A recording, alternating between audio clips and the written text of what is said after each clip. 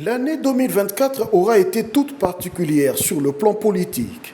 Des événements majeurs l'ont caractérisée, donnant ainsi une particularité à celle-ci.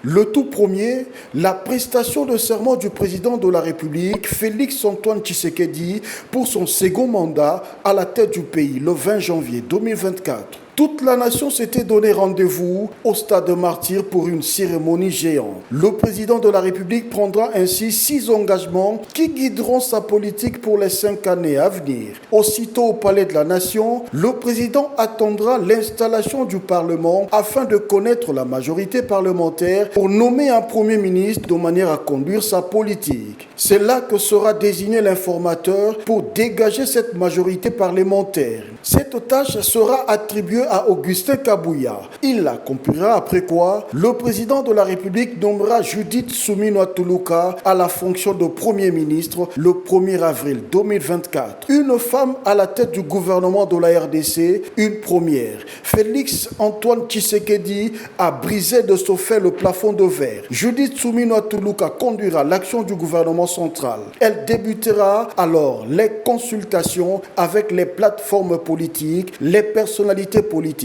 Elle consultera les différentes organisations, tant de femmes que celles de la société civile en général, et même les organisations des jeunes. Judith Suminwa Tuluka va de ce fait composer son gouvernement et en présenter au président de la République le 29 mai 2024. Un gouvernement de 54 membres avec 5 vice-premiers ministres. Le 11 juin de la même année, la première ministre, accompagnée de tout son gouvernement, présentera son projet 24-28 pour son investiture. L'Assemblée nationale approuvera ce programme et investira de ce fait le 4e gouvernement de Félix-Antoine Tshisekedi après Ilunkamba, Sama 1 et Sama 2.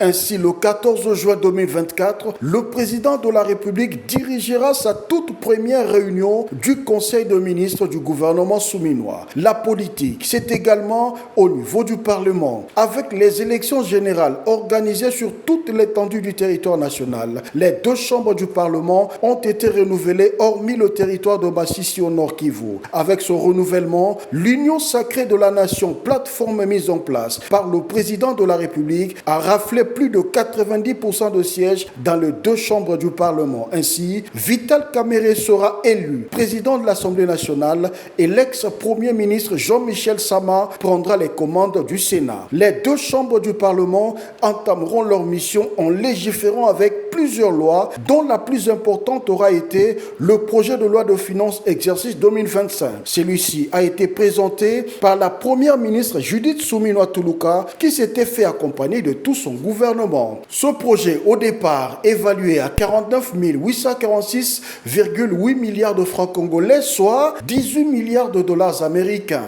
Les 2 chambres du Parlement seront mises à contribution pour son toilettage. Au-delà de la politique institutionnelle, il y a eu cet appel à la révision au changement de la Constitution fait par le président de la République. Celui-ci a eu à susciter un débat au sein de la classe politique. Si les uns ont soutenu cette démarche, d'autres, particulièrement les membres de l'opposition et même certaines organisations de la société civile, à l'instar de l'Église catholique, ont rejeté cette idée. Pour ces derniers, le moment n'est pas indiqué avec la guerre qui sévit dans l'Est et surtout la situation sociale chaotique à laquelle la population fait face. Mais pour l'auteur de cet appel à la révision, l'actuelle constitution n'offre pas de possibilité de gouvernance auxquelles les Congolais devaient s'y attendre. Cette question fera l'objet des itinérances du président de la République dans certaines provinces du pays. La province orientale, le Tanganyika, le Bas-Ouélé, le Haut-Ouélé, le Kasaï central,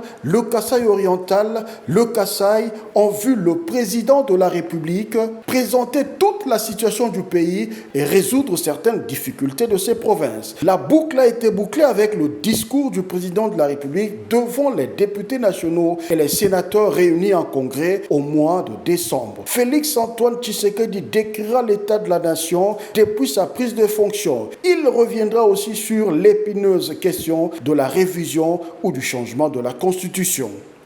Il est peut-être temps d'engager une réflexion nationale sur une réforme constitutionnelle.